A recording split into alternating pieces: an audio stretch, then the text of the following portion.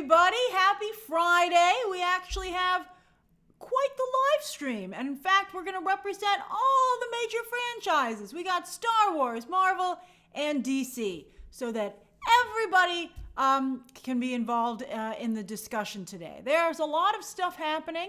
I know some of you are interested in some other stories that are percolating. I feel pretty good about these choices, though. I think these are the strongest stories right now, actually. Hey, Fahad. Hey, Indiana. I feel like, for instance, Ralph Fiennes, what's very interesting to me is that I've covered Hunger Games casting before. Not a lot of interest. It might be able to trend on social media, but not a lot of interest, at least in the YouTube space. Hopefully, maybe as the movie starts to come together. And I would agree that it seems to undercut Voldemort a little bit, but there's going to be a new Voldemort. So why can't Ralph Fiennes go on and do something as well? And hey, you know what? I think Ralph Fiennes likes money. Hey, Dancing Dog 60, let Ralph Fiennes make quite the living, to be honest with you. I probably wouldn't have cast him, but, that's what they've decided to go with. Although some of you are excited about it. But I got to tell you, I'm not seeing a lot of heat for Hunger Games. We'll see what happens. I mean, some of you are very excited about it. But I'm not seeing a lot of interest beyond the fandom, which still exists, but I don't think that interest has crossed over into the mainstream, more casual fan, in my opinion. That's so kind of you, Brad. I really appreciate your generosity. Thank you so much. And your support. That's very, very nice of you. And I'm glad you feel that way. Ben says Ralph Fiennes wants Oscars. He's not going to get an Oscar if he keeps doing these franchises. You got to take a full-on break like Robert Downey Jr. did. And then you can go back and be like, ha, I got my Oscar. Back to the franchises. And then also, some of you have been asking me about this headline that Superman's going to open with 175. Never say never. That would be great. Thanks, JS, thank your girlfriend for me. Hello, JS's girlfriend. Thank you very much. But maybe worldwide, no movie right now is opening like that. I think it's highly unlikely. To me, that's just clickbait. I have to be careful. I try not to cover the clickbait stories, even though they are clickbait and would get a lot of clicks. Minecraft didn't open at 175. Let's see. Let me check. I know it opened over 100.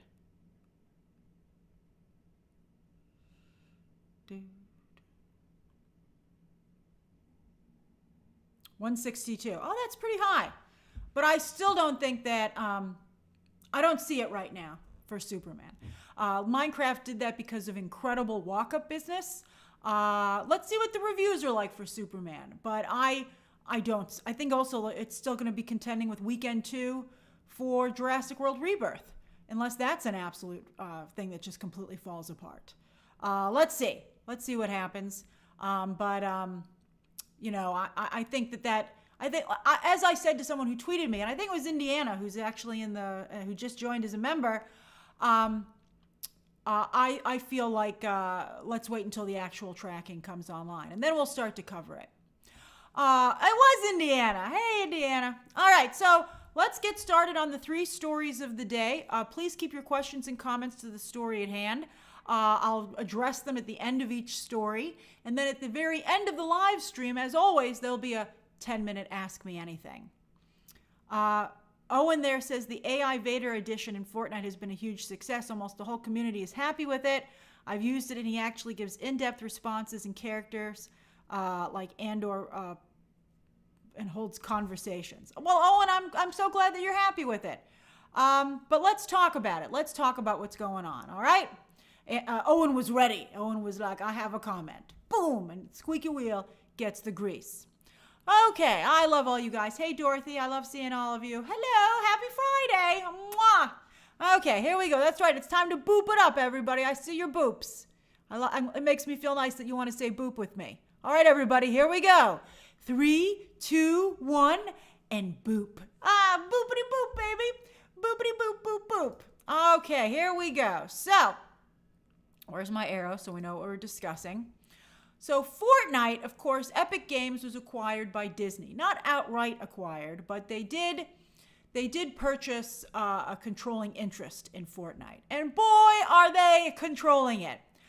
I see other people, other crossovers and other skins in the game, but I'm seeing a lot of Disney skins. So, of course, they launched with The Incredibles when they made the announcement at D23 last year that they'd purchased Fortnite, or at least bought a controlling interest.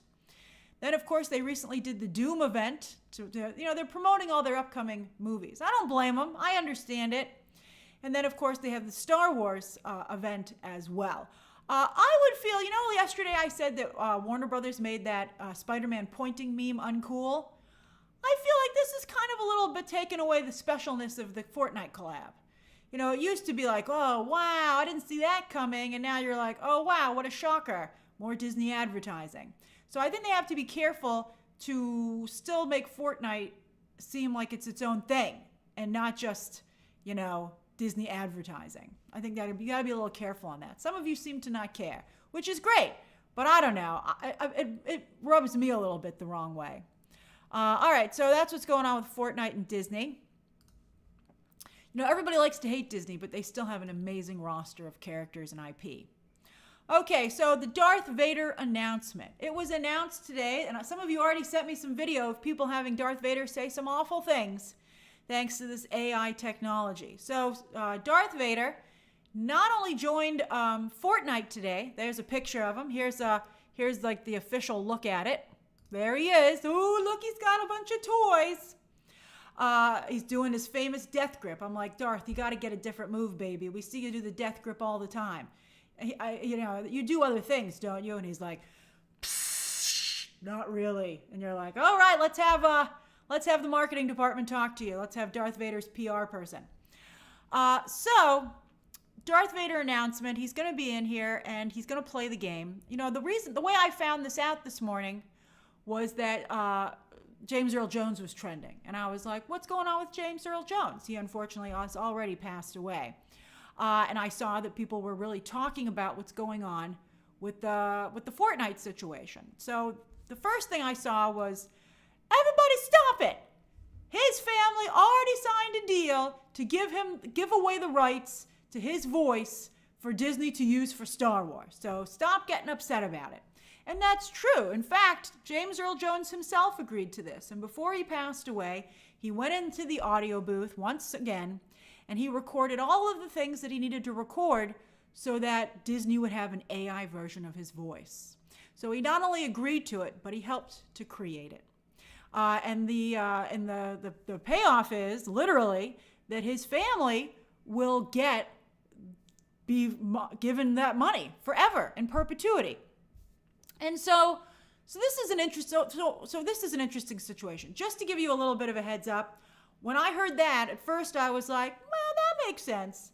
But then when I heard that you could interact with this voice, then I started to have a problem with it. And I have maybe potentially even a problem with an AI voice in general. So yes, just so you know, and that's his family right there, by the way. That's his wife and son. And they have signed off on it. They're still a part of the discussions. They run the voice by them and some of the things that he's going to say, and they approve it. Okay, so the James Earl Jones and the family's totally fine with it, and they are also making money off of it. So that's a nice thing for James Earl Jones, similar to what Ryan Coogler just secured for his own family with the rights for Sinners after 25 years. I mean, you can understand James Earl Jones wanting to look out for his family. And, he probably felt that maybe it would be done anyway. Disney's a very aggressive and sometimes cruel company. If anyone's going to resurrect your dead body as a computer program, it's Disney. So he probably felt, hey, let me get out ahead of this and make sure I make money off of it. And I think that's very reasonable. Now, though, I started to think about it, though. So let's talk about that before we get to the more disturbing interactive aspects of this. So I thought about it, and I was like, who else would be able to do as good a job as James Earl Jones, as Darth Vader, right? I don't want him to sound like something else. And then I thought about Eric Bauza, who I recently interviewed for the new Looney Tunes movie, and he does a number of the voices in the Looney Tunes animated projects. And he's excellent. The characters sound just the way that they always did. It sounds exactly the same. I'm glad you liked the interview, Classic Bunny Librarian. He was a wonderful person to talk to. And he has a lot of love for not only what he does. Oh, that's right. Ross Marquand has done a very good job taking over several of the roles for Marvel, from James Spader to Hugo Weaving for the Red Skull. Has The Simpsons also been able to replace some characters? That's interesting. But so I felt like that's really robbing actors, future actors, of an opportunity to do something really great. That's right. Paul says maybe Hayden should have done it. I don't know. Does Hayden really have the voice to do Darth? I guess you could do like the machinery to some degree.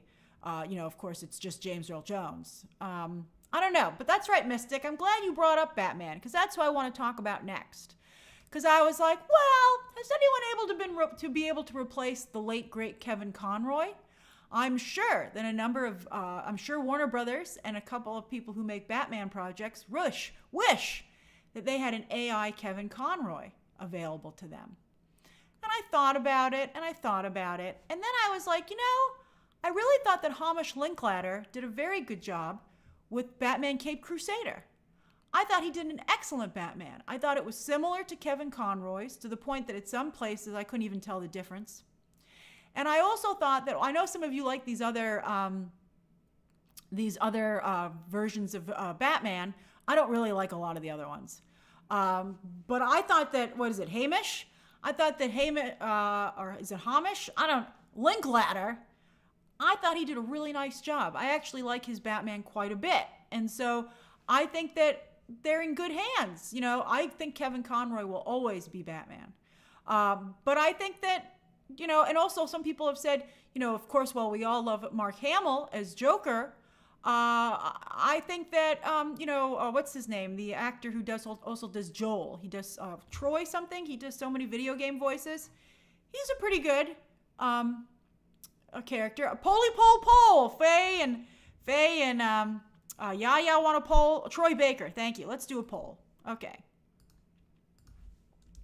How do you feel about AI Darth Vader? So you can say, yes, honor his legacy. No. Different actor. Opportunity. I think those are the only two options, right? Am I missing any other options that we could go with here?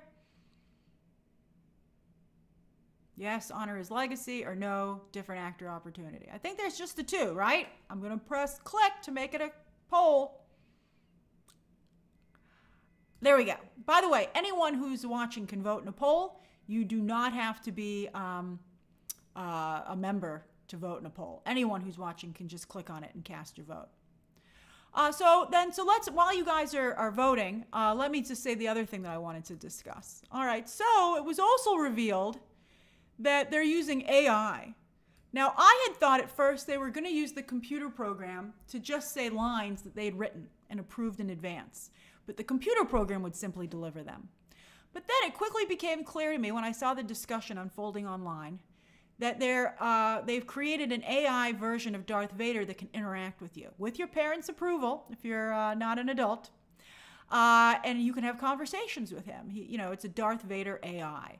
And as I said at the top of the stream, some people are making Darth Vader already say some bad stuff. That's the internet for you, and hopefully, the computer program will evolve and learn, and they'll be able to block out certain words. Although the internet always finds a way, just like life always finds a way.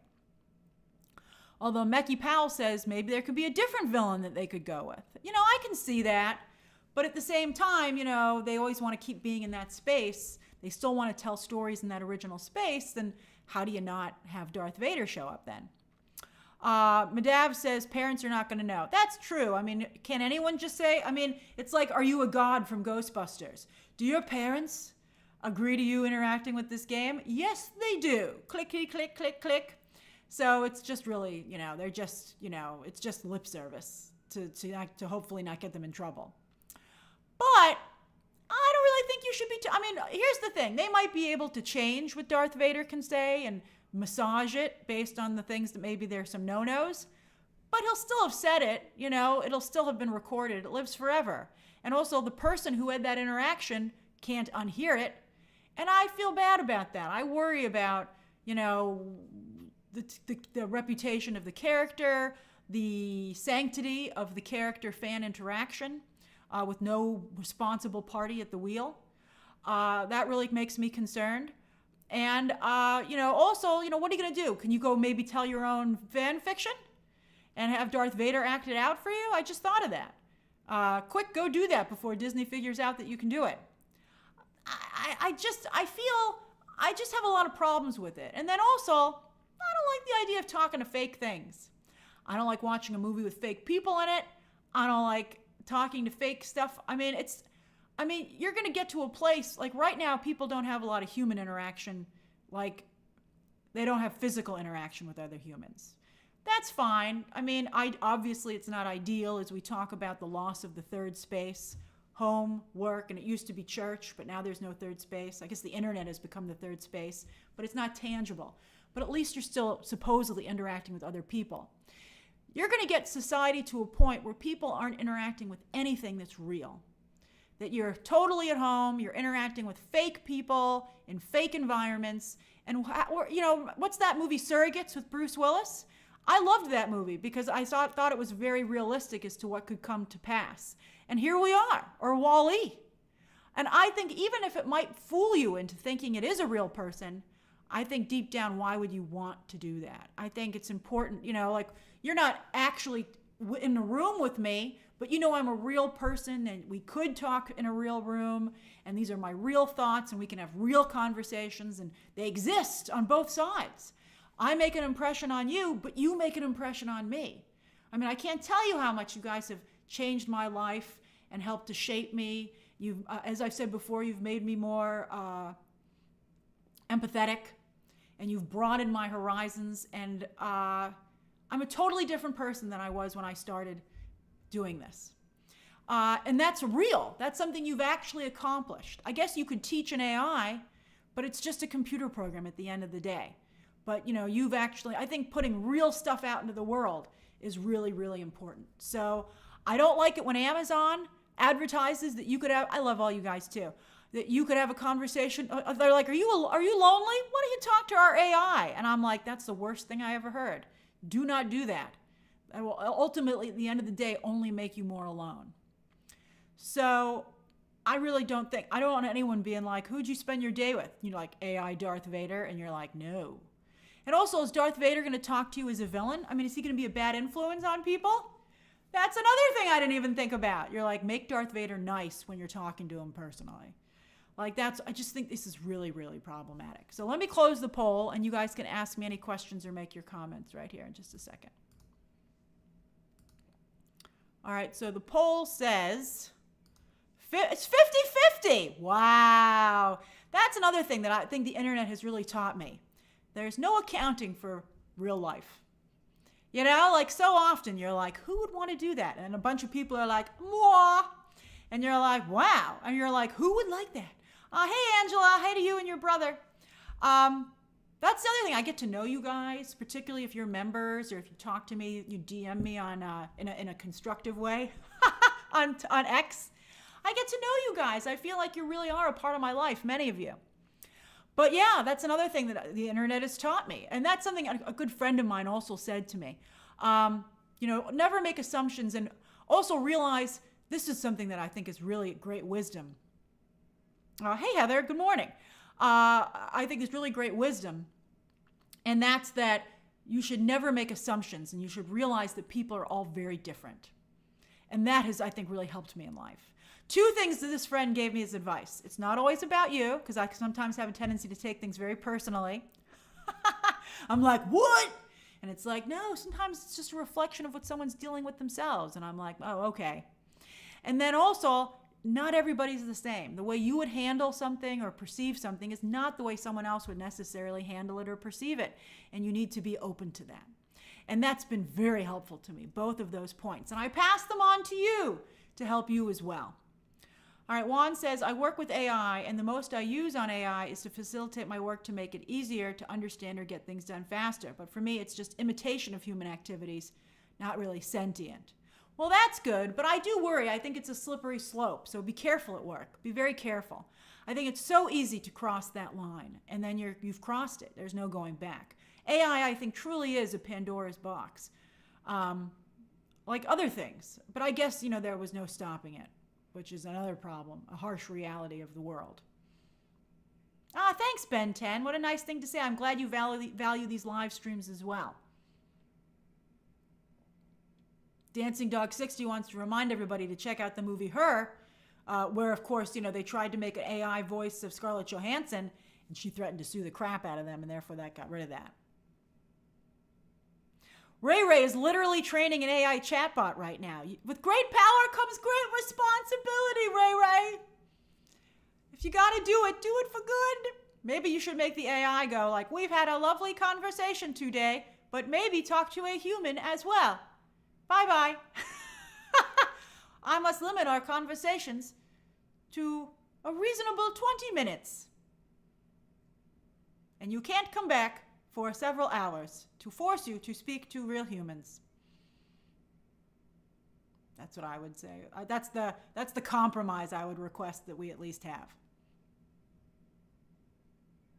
Wouldn't that be hilarious if after 20 minutes the company had a person they actually hired, although they'd probably just get an AI to pretend it was a real person. Well, Elise, AI is stupid on your phone right now, but I bet it's learning. I think it's going to become very intelligent. I don't know if Grok is real, but Grok writes some really good comments. Although I wonder if Grok is programmed to appeal to liberals. Every time I see a Grok comment, it's like, yeah, liberals, you're totally right. You've been right all along. It's just so funny. And I see people being like, Grok gets it. And I'm like, how do you know that Grok isn't programmed to do that just to get you to retweet it? I think you have to be like really, really skeptical these days.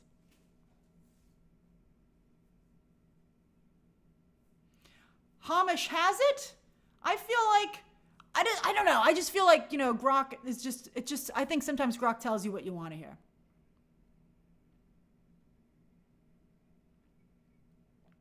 Ender for None says, Grok will tell you how it's been tampered with in the last month. But has it? Has it told you every way it's been tampered with? I mean, you just don't know for sure. That's right. Elon Musk made Grok, and people delight in the fact that Grok regularly says Elon Musk. It's like, Elon Musk is an idiot. And and everyone's like, hee. And I'm like, how do you know that he didn't say that? I mean, how do you know Elon Musk isn't laughing all the way to the bank? You don't know. I think it's funny that people think that Elon Musk is like, damn it, in Texas somewhere. And they're like, there's nothing we can do, Elon. Sorry. It's going to call you an idiot all over the internet. You're like, no, I think they can fix that. I've never used Grok, and I never will. I don't care how fun that logo looks. All right. Any other questions or comments about this? Oh, Mika wants to get to the Ironheart conversation.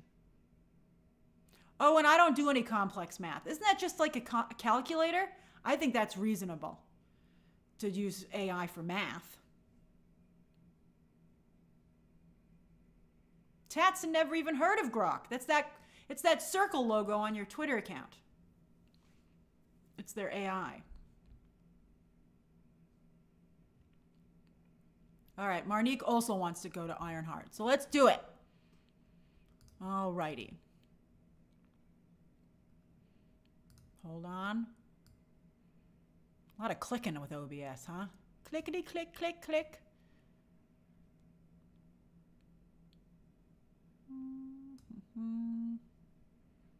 Boop. Okay, there we go. All right, so let's get to this story of the day. This is really unfortunate, but I think not at all surprising. So it looks like poor Ironheart is following in the footsteps of the Acolyte and She-Hulk.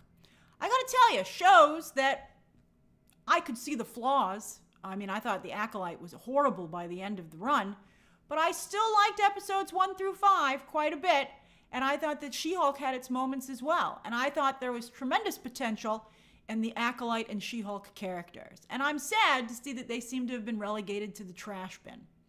I think that She-Hulk was great, and I think that the Acolyte had really cool characters, and I really liked the exploration of the dark side. I think that it was a mistake on both of these accounts to get rid of the characters and the actors. I would replace the writers. I mean, I'd be like, what do you want from me, man? You did this to yourself. Like, you totally made the internet upset with you, and it just was a disaster, so I got to get new writers in here. I'm sorry. You'll always get a created by credit. And, but I would have brought the Acolyte back. I mean, at first I was like, no, it caused too much damage. But now I'm like, I liked it kind of. And then, I mean, it had amazing lightsaber battles, and you know I'm a fan of that. And then also, I really liked She-Hulk quite a bit. I'm very sad that She-Hulk doesn't seem to have any plans in the near future to return. However, we all lived through these shows, which was brutal. Brutal. And now I think we're all nervous that that's going to be the case with Ironheart. Although this isn't going to be a week-to-week. As I told you, it's going to be a two-night event, 1 week apart. That's right. What happened to Moses Ingram was also was horrible. It would be horrible to happen to any actress, but Moses Ingram is a wonderful actress. Remember, she was on The Queen's Gambit? She's a really great actress, and that really hurt her career. It's really sad what happened there. What was the name of the actress in The Acolyte? Jodie something, I forgot her name. She was the mother of the Coven. Jodie Turner-Smith, is that the name? We all wanted her to be Storm. And I feel what happened to her was also really bad because she's a great actress. It's just really unfortunate. I feel bad for Amanda Stenberg as well. The advice that I would give these actors is that while it's unfortunate that Disney is not backing them up, don't fight with the fans. It only makes it worse. Don't do it. I didn't think it was a good idea for Tati Gabriel to fight with the fans either. Just hold your head high and keep moving forward. Beat them with success. That is, I think, the most important thing to do. I felt really bad. Kelly Marie Tran was treated really horribly. But we're going to talk about Disney's culpability as well. Disney causes some problems, okay? So let's continue to talk about this. So let's talk about the dislikes. So Poke says, aren't dislikes disabled? Well, yes, that's exactly what happened. Now, you might recall the infamous Ghostbusters trailer of 2016, which also revolved around women. And also, by the way, was a flawed film, but that it didn't deserve the hate that it got. But it was deeply hated, and it got so many dislikes that YouTube, because it didn't want companies to stop uploading their content to the service, YouTube hid the dislike button, okay? So that so it wouldn't be seen anymore, and you can only see the likes. Now, this app came about that swears that it can show you what the dislikes are. It does not work. It is inaccurate. I have seen proof with my own eyes that it's incorrect. It inflates the dislikes so that you keep using it. It knows what you want to see if you've downloaded such an app, and it inflates the dislikes intentionally. I'm not saying that this trailer doesn't have dislikes, okay? I'm sure that it does, because there are a lot of haters who are upset out there. It does not have as many dislikes as is shown here. This is a lie. This is false. I would suspect it might be the reverse. It's probably 2/3 likes. It might even be 50-50, but this is a lie, okay? There is people who are upset and dislike and don't care for this trailer, for sure, but it's not this bad. This is a lie to get you to use the app because they want you to use it. Now, I wish that YouTube would do a fix. This app has been around for a long time. I don't know why they don't go in there and fix it so that it no longer functions correctly.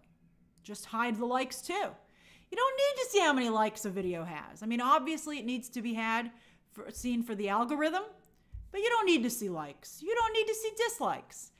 I think you get a pretty darn good idea from the comments, which also, however, they can have bots. So, I mean, I think we're entering, that's one of the things, I'm working on my Mission Impossible review, and that's something that movie addresses. It's very hard to know what's real these days. It's really scary. But this app is ridiculous, and you should never believe anything that you see about that claims to know what the dislikes are. All right, so passing the mantle versus new characters. Now, a lot of times people who don't like something say that it's not fair to dismiss their criticism as toxic. And I feel that is a fair rebuttal. So it's real. I mean, here's the thing. You know when you're being toxic.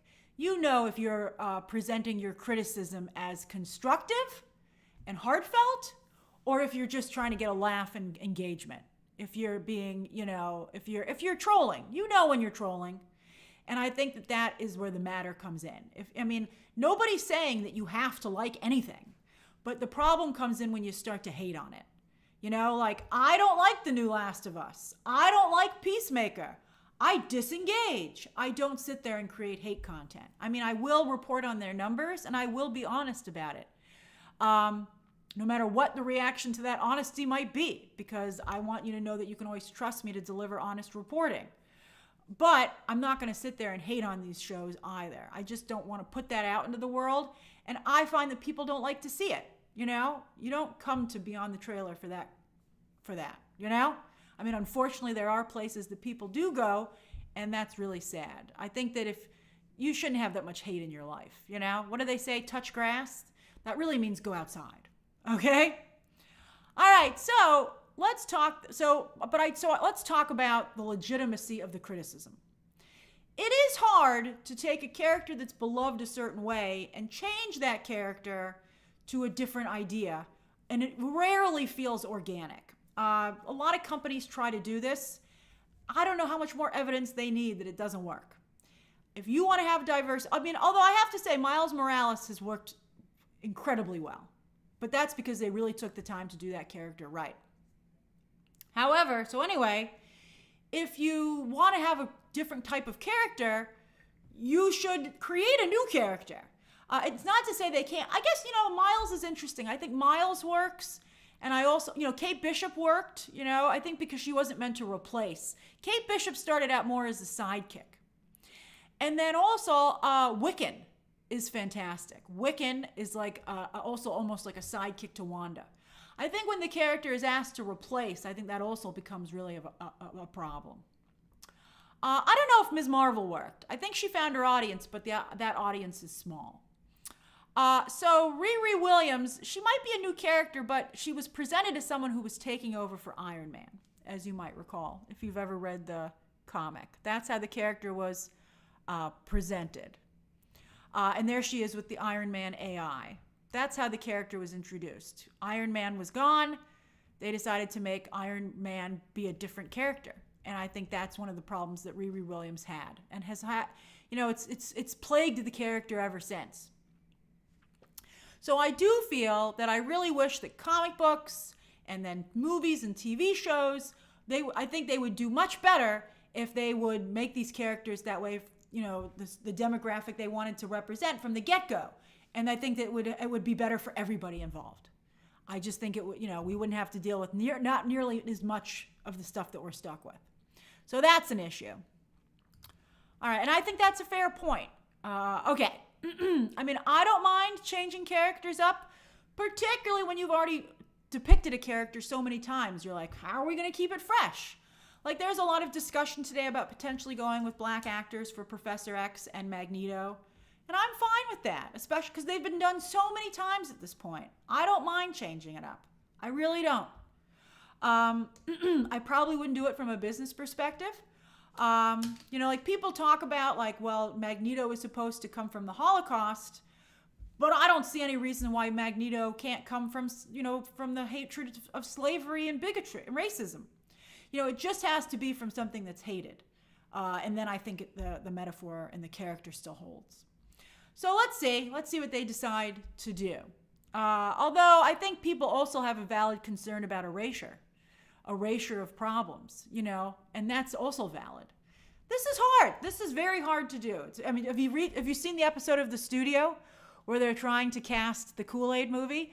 That was a very funny situation where you could see, the problem that how nervous executives are and how they just sometimes can't seem to win.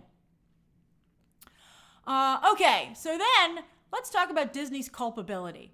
As we've been discussing, because it's the honest truth, Disney is not doing a good job presenting diversity in their projects.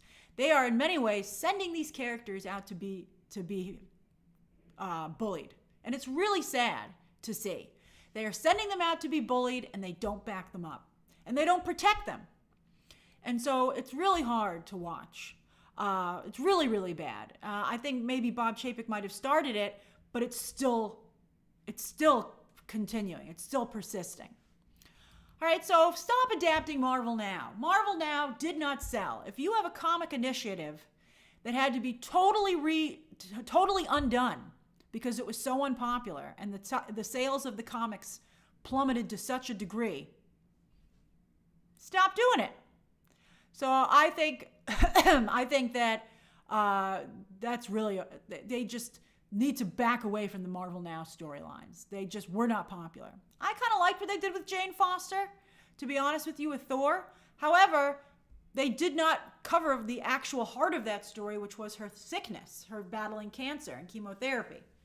So, Medov says, did I like Riri Williams in the comics? I liked the potential of Riri Williams in the comics, but I'll be honest with you, I don't think they wrote the character particularly well at any point. And I think that did not win her over a ton of fans in the comics. I think most people who like Riri Williams, like the idea of Riri Williams.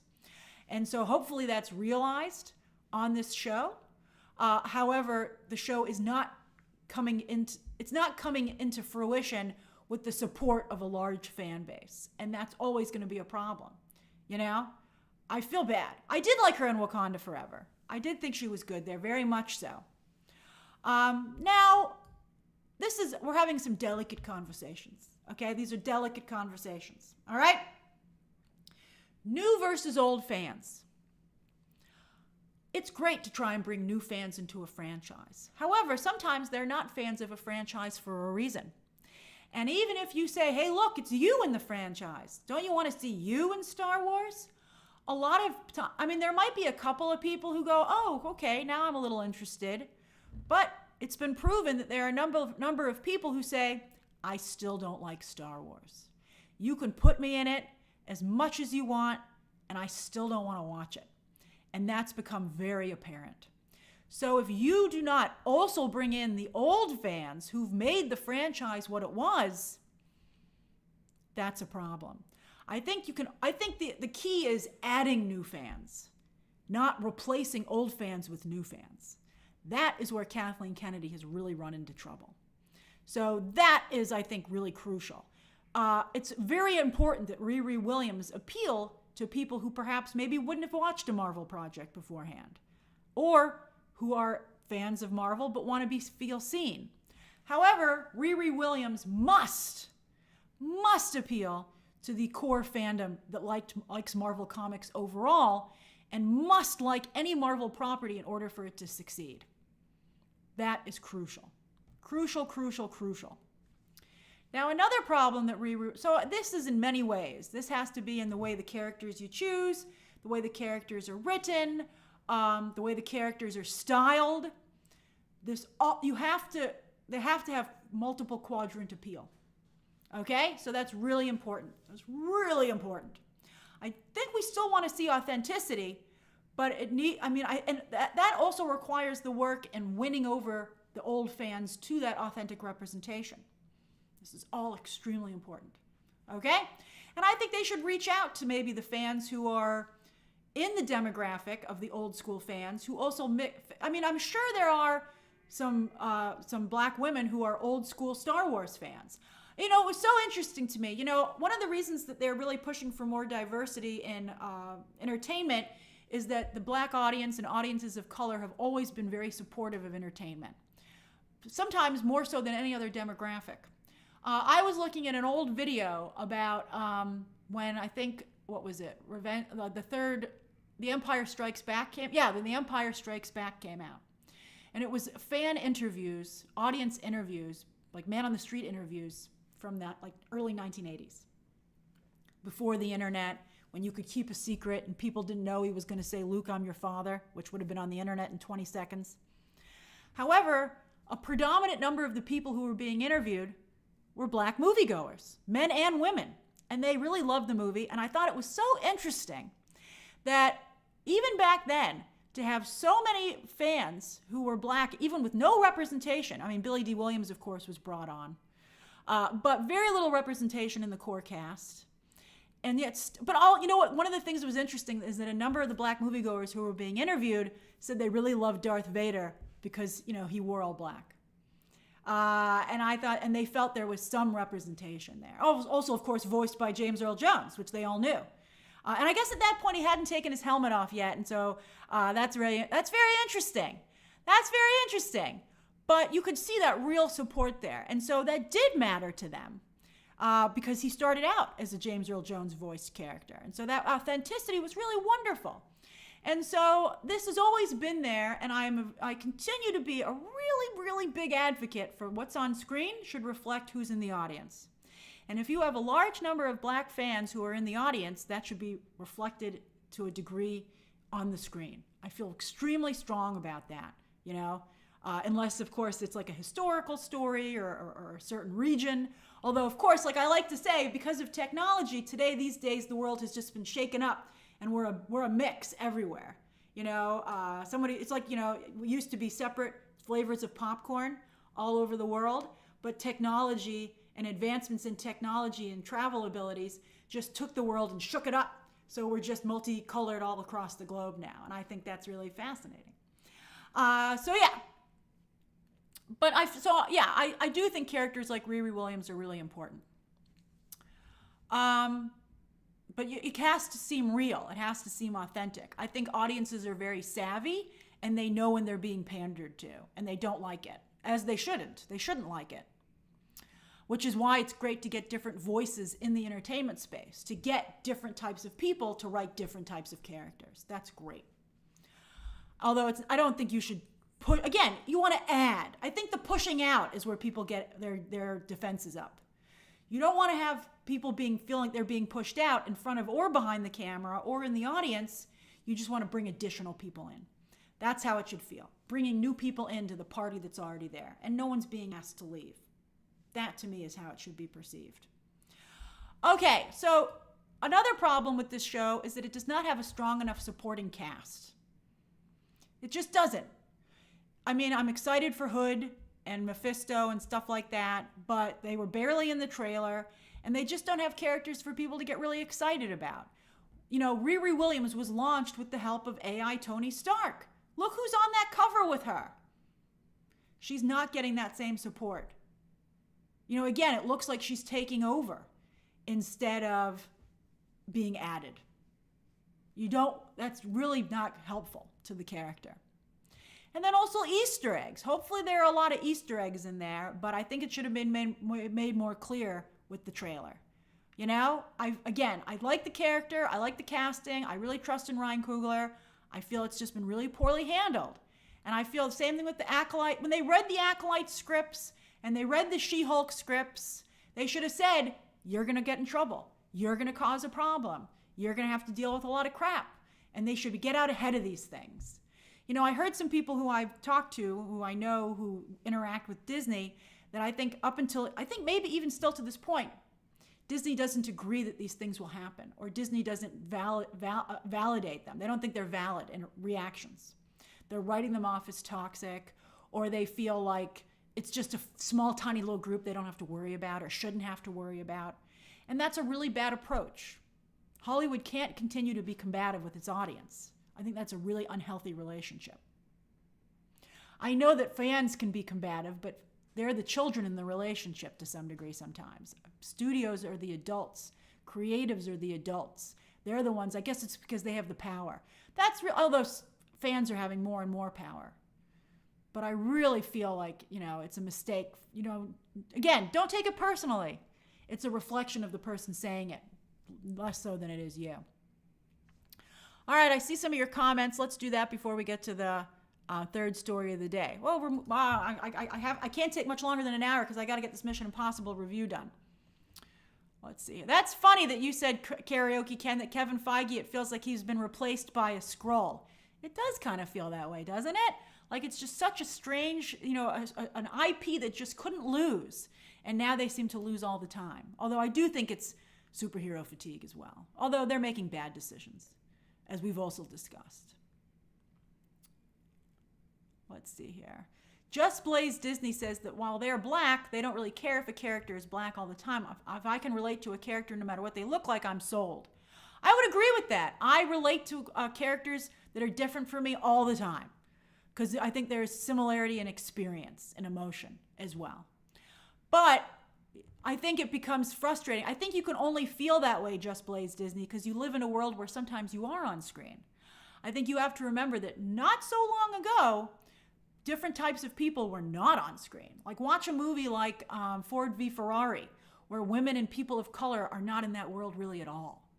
I think you'll see why, it's the pendulum effect, and I think before we were too far in one direction, then we swung really far in the other direction, and hopefully we're kind of like getting to the middle.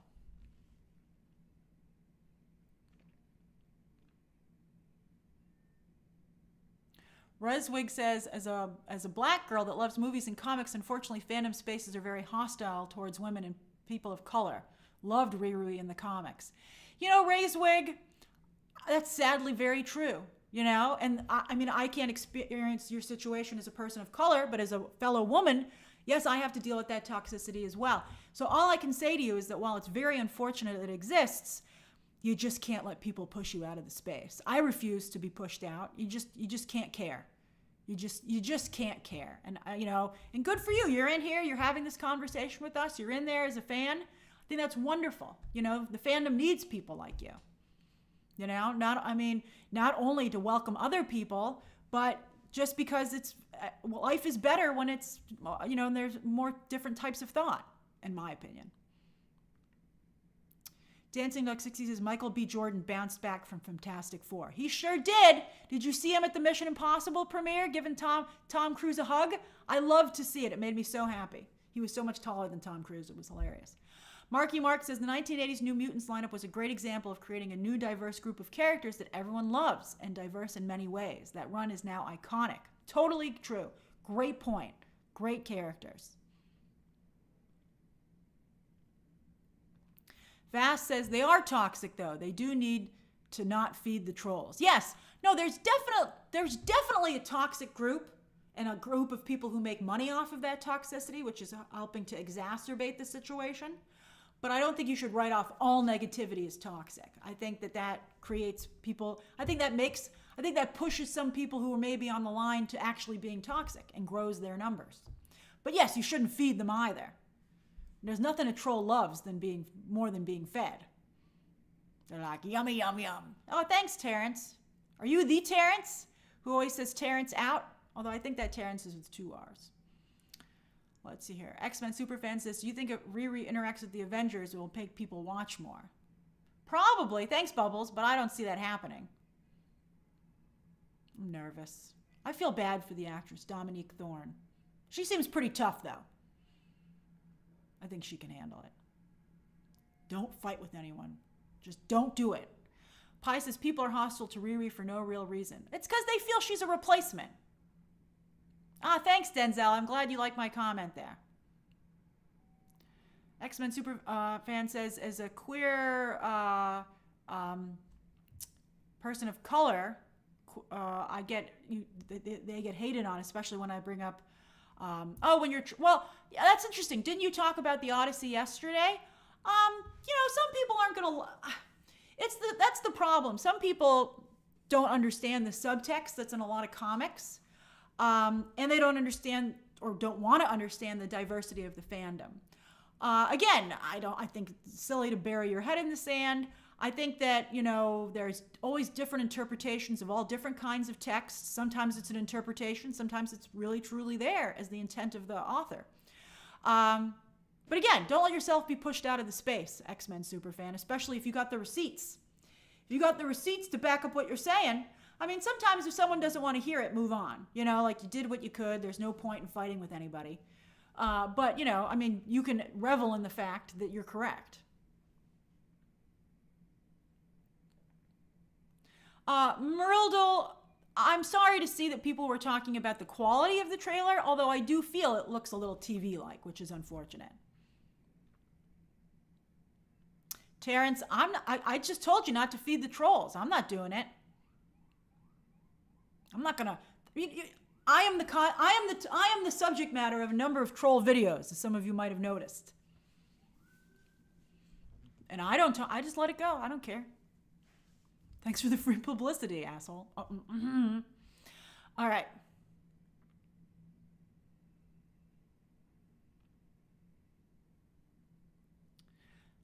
Let's see here. Oliver Morales says, is a Hispanic man himself, loved seeing Oscar Isaac, Pedro Pascal, and Diego Luna in Star Wars to represent us. That's true. By the way, look at the quality of that representation. I wish other groups were getting the representation in Star Wars that the Latino community is getting. If only we had characters as incredible as Oscar Isaac, Pedro Pascal, and Diego Luna. Rosario Dawson's trying, but I don't like the way her character is written in live action. I don't think Ahsoka's written as compellingly as she was in animation. I mean, Rosario Dawson can deliver if they would just give her the lines and the scenes.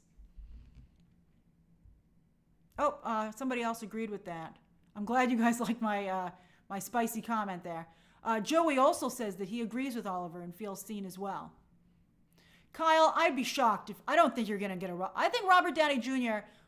is very savvy, and he knows that this is going to have a lot of negativity around it, and he doesn't want anything to do with it, which is a little bit of a cowardly thing to do, but, you know. That's right, Just Blaze Disney. Everyone deserves the chance to fly. And doesn't that say such wonderful things about the Wicked fandom, that they changed the ethnicity of the actress playing the Wicked Witch, with Cynthia Erivo taking over the role, and everybody just recognized how incredible her performance was, and that did coincide with what the role is supposed to be about. That's a really nice feather in the cap of that fandom. Let's see here. Pi says, but Riri is not a replacement for Iron Man. It doesn't matter. She looks like a replacement. They're setting it up to look that way. Indiana Bison says, Grace, I feel that we never had this much hate, at least in the mainstream, until we got social media. That's true.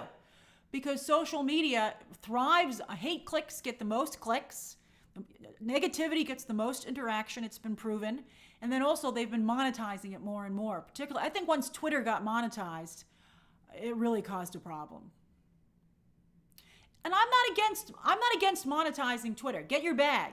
But I do wish that they had the oversight that they used to have. And it doesn't have to lean in a particular direction. We can have oversight that goes both ways. That's fair. You know, I do feel to some degree, it's sad to see some of people on the more liberal voices get as hateful and toxic as some of the ones on the right. Because at least we used to be able to say that we wouldn't stoop to that stuff. And now I don't think that that's possible. And that loss of the moral high ground. I mean, I agree when people said we can no longer say when they go low, we go high. But we don't have to sink that low either.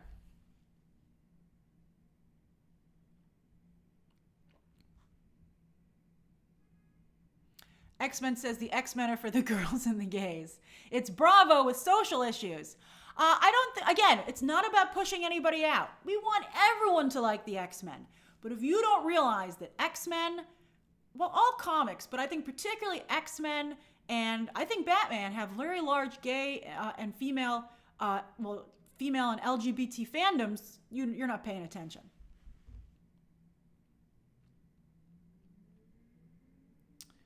I think we can go to the DC story. Thank you guys for your comments. Thank you for your support, Heather and Wiki Nomad and Andrew. Thank you. Thank you very much. Okay. Thank you, John. Thank you, Dobby Mommy. That's a funny name. All right. Okay. I better get back to the next story because I'm starting to run over a little bit. Okay. You're baking cookies, Sockley. My goodness. I love that you're multitasking. Okay. One more story. Okay. And then we'll do a quick Q&A. I mean, it's no mistake. It's no accident that when I started to read comics, I was drawn to X-Men and Batman because they have the most female characters. I mean, if you look at both of those properties, they're very strong on female characters. Okay, let's talk about DC. Boom, baby. Where's my arrow? All right. I'm sorry this is last and we're short on time, but I'll try and go through it. Okay. So, Zazie was at the upfronts yesterday, and it's hard to talk about DC still because there's still just a glimmer in James Gunn's eye. Although now Zazzie's like, they're a glimmer in my eye as well. And there seems to be a bit of a struggle as to who's truly in control over DC. That's pretty interesting. That's going to be fun to see that play out. Oh, who's in charge? Maybe we don't know. So Zazie was at the upfronts, and he made a statement where he said the DC pillars are Superman, Batman, Wonder Woman, and Supergirl. And everybody was like, what? So let's talk about that. Now remember, Zazie doesn't actually read comic books. Zazzie's a businessman who only cares. John Thrasher pointed out there's absolutely no diversity in this lineup in terms of ethnicity, and that's a very good point. Although you do have, of course, women and to some degree LGBTQ representation here. But anyway, Zazzie's a businessman. Zazie doesn't care about DC as a property. He doesn't read these comics. He probably doesn't watch these movies. Zazie don't care. Zazie has a Supergirl movie coming out. That's the if you want to know, I mean, a lot of times, particularly when you're hearing a suit talk, they only have a business hat on. I think it's rare to find a suit who has a creative hat. And that's fine. They're supposed to balance out the creatives who rarely wear a business hat. And that's what Zazzie's doing. He's promoting his upcoming Supergirl movie. Because as you might recall, when Harley Quinn was all the rage, she was the fourth pillar of DC. Remember that conversation? Everybody was like, oh yes, it's Batman, Superman, Wonder Woman, and Harley Quinn. And everybody was like, what? So that's the situation there. That's funny, Niall. Sergeant Rock is the fifth pillar. That's hilarious. This table's not even. It's rocking because these legs aren't even, man. These pillars are not even. Pi says Harley Quinn is still the fourth pillar. That's funny. Harley Quinn did get overexposed. She went. It's such a shame because Lady Gaga was such brilliant casting, in my opinion. Again, but what will we just talk about? You not only have to appeal to new fans, but you have to appeal to the original fans. And that's where they took their eye off the ball with Lady Gaga. And that's not Lady Gaga's responsibility, by the way, because she's not a huge DC fan, from what I can tell. She knows what she's doing, and it's the responsibility of Todd Phillips, who little did we know was committing DC suicide, but also whoever's running the brand. It's their responsibility. All right, so you want to poll on who the fourth pillar is, Moko? All right, for fun, we'll do it. Who's the fourth pillar of DC? Supergirl, Harley Quinn, Jon Stewart, which is the obvious true answer, Jon Stewart, Green Lantern, or someone else. All right, by the way, anyone again who's watching can vote in the poll. You don't have to be a member to vote in the poll. Boy, I hope Aaron Pierre works out. I really do. Don't mess this up. He's brilliantly cast. Don't mess it up. Okay, I'm very excited about the Lanterns show, to be honest with you. All right, so yes, Harley Quinn for a while was the poll. But what really caused the problem here, and again, it wasn't James Gunn who said this. James Gunn wasn't even in the room. The problem was that Zazie said it. And I think that he didn't realize the chaos that he created. Because people are like, well, hey, we've got Superman. We've got Supergirl. But what about these other pillars that you just talked about? All the Batman fans and all the Wonder Woman fans were like, okay, if my character is truly a pillar of your world, oh, that's funny, Joseph. James Gunn is the fourth pillar. That's probably the actual answer. Let's be fair. I gotta say, I think the last trailer showed promise for Superman, so it's harder for me to make fun of James Gunn after that. I'm like, let him cook. Let him cook. I think he's got some good stuff going on there, although it is funny. And you know, he wasn't on that trailer too much, and he wasn't the face of the drop, so I feel that's better. All right, so I think everybody's wondering what the heck's going on with Batman. The Wrap did a expose today saying that they feel the script will be turned into next week. Let's hope that's true. First full draft. But people want to know, I think they really need to make a decision. That's right, Pi. Where is the DCU Batman? They really need to make a final definitive decision as to what's going on with Batman. And audiences won't believe it until they cast a new Batman, if they're really going to go with two. It won't be believable until there's another Batman. All right, so I think that's a real issue. And then, of course, everybody's wondering what the heck's going on with Wonder Woman. Wonder Woman, you know, she has always had her fans, particularly, by the way, for the LGBT community. Before there was Wanda, there was Wonder Woman. That's the character, that's the comic book character that the LGBTQ community really rallied behind. Also Nightwing.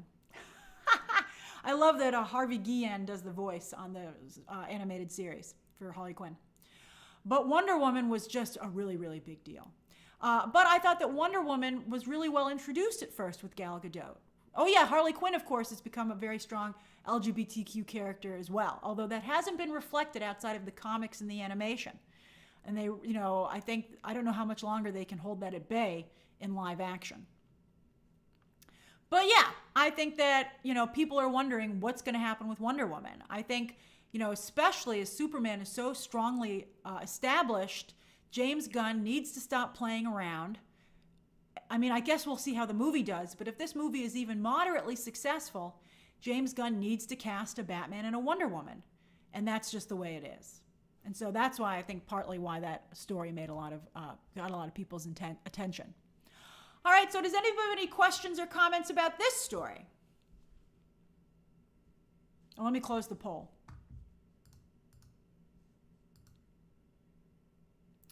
Meriddle, they're not going to Comic-Con, remember? So stupid. So stupid that they're not going to be at Comic-Con. I can make fun of James Gunn again. So stupid. Where's my poll? There it is.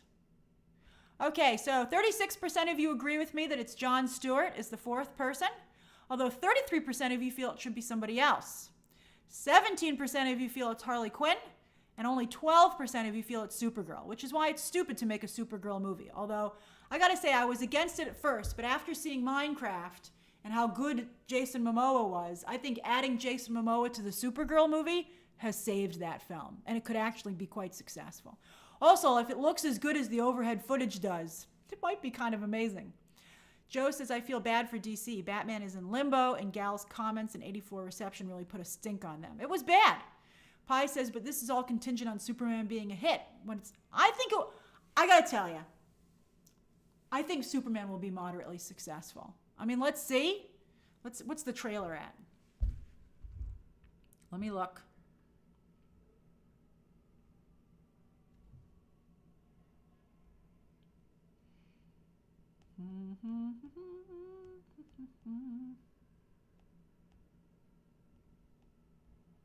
Okay, 18.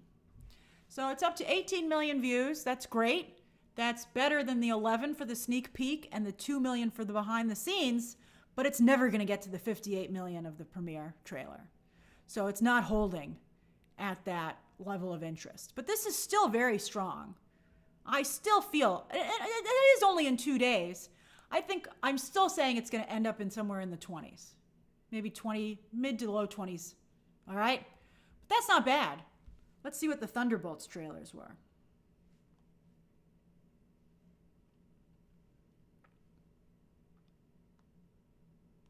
That would be under Marvel.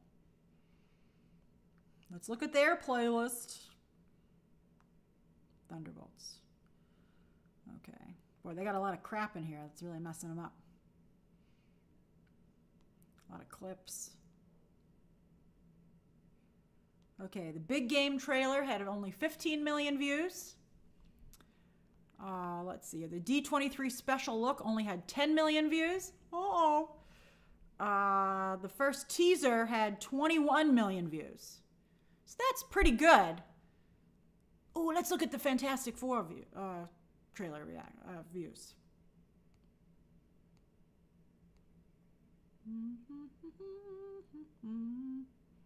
Okay, they have the first Fantastic Four was only 30 million, and the last Fantastic Four has 19.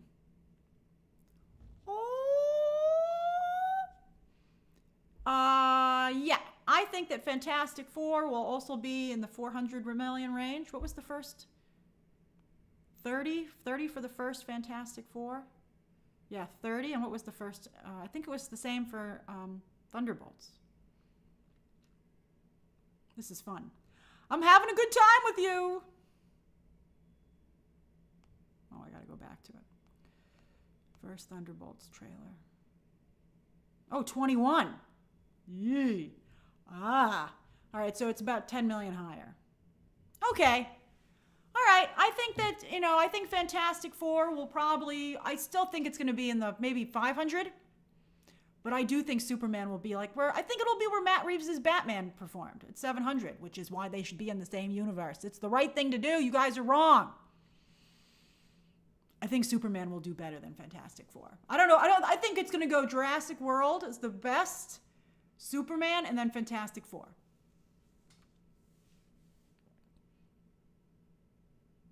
That's true, Ty Crum. It's pretty crazy. But you see, I don't care. Be like me. I don't care. Those people are losers. Okay. Let me do a quick Q&A. I really got to jump. Okay. Where'd my stinking Q&A? There it goes. Okay.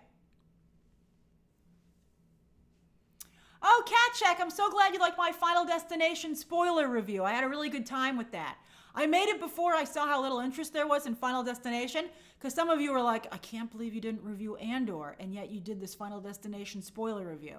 Believe me, I had the same thought, but I filmed that before, and I still feel bad I didn't do a Sinners spoiler review, because that video that original review had at first underperformed. Of course, my Sinners review went on to do exceptionally well. I'm very proud of that, and thank you for watching it, those of you who did. And so I feel really bad that I didn't I'm trying to make spoiler reviews. I ended the poll.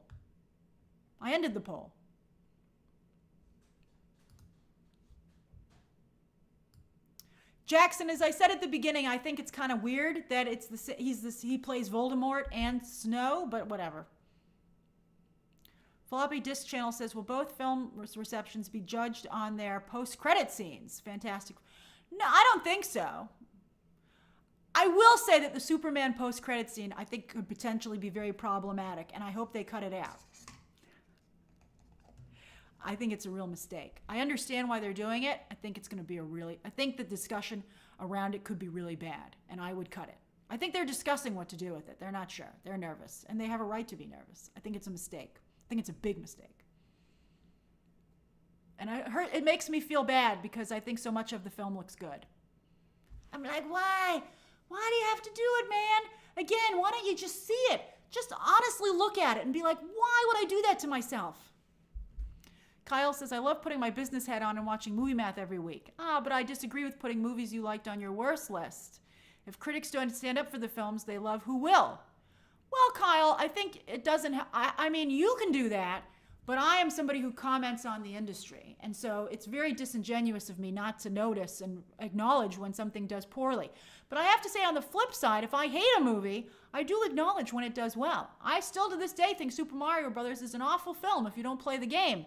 But I certainly acknowledge it's not only successful, but a game changer. Pi says, but what if Superman is not moderately successful? My friend on Discord said if that happens, Warner Brothers will cut their losses on DC. I think they'll reboot. I mean, that's why Matt Reeves, I think, is not joining forces with James Gunn, because he doesn't know how it's going to go. So let's just see. We're so close at this point. Let's just see.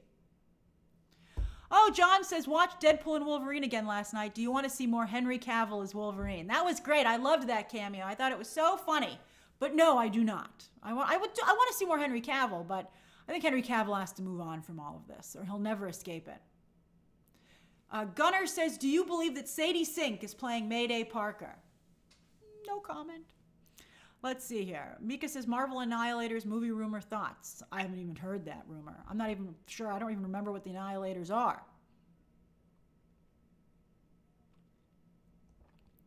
Let's see here. Jonathan says, hey, Grace, did you see Gaga's show in Brazil? I was there and it was epic. That's so cool you were there. I saw pictures of it. It looked really incredible. That must have been really an amazing experience. Tea Time says, still think there is a chance for Pattinson in the DCU. I do. I genuinely do. I think it would be a huge mistake to have competing Batman. I think it's a really bad idea. Thanks, John. I'm glad you liked my delivery on that. Mela says that Jonathan Bailey and his slutty little glasses are going to win the day. Probably. He's very cute. And then Pi says, I'll have to remember I got spoiled with the plot for Superman, so I have my doubts.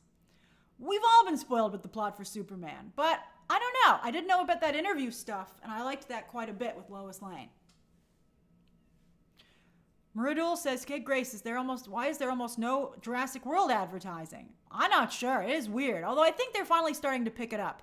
Scarlett Johansson is hosting Saturday Night Live on Saturday, and so I think maybe they're going to start doing more. Thank you, Jesus. I really appreciate that. I didn't see the new clip with Robert and Jennifer Lawrence. I'll have to look at that, Keneal. I love both of them. Friendly Persuasion says, what if Pattinson doesn't want to join the DCU? Who cares? Who cares? Last I looked, he doesn't run Warner Brothers or DC. Robert Pattinson, I mean, why would he have a problem with it? That's what I would say if he had a problem with it. I'd be like, come on, man. I mean, the only reason I would say he wouldn't want to do it is if the movie didn't do well, and then they won't want him to do it. All right, I love talking to you guys. You guys are so much fun, but I got to do this Mission Impossible review or it won't go up, okay? I loves you. I'll see you soon. Mission Impossible review this evening, and then I'll see you on Sunday for Movie Math. All right,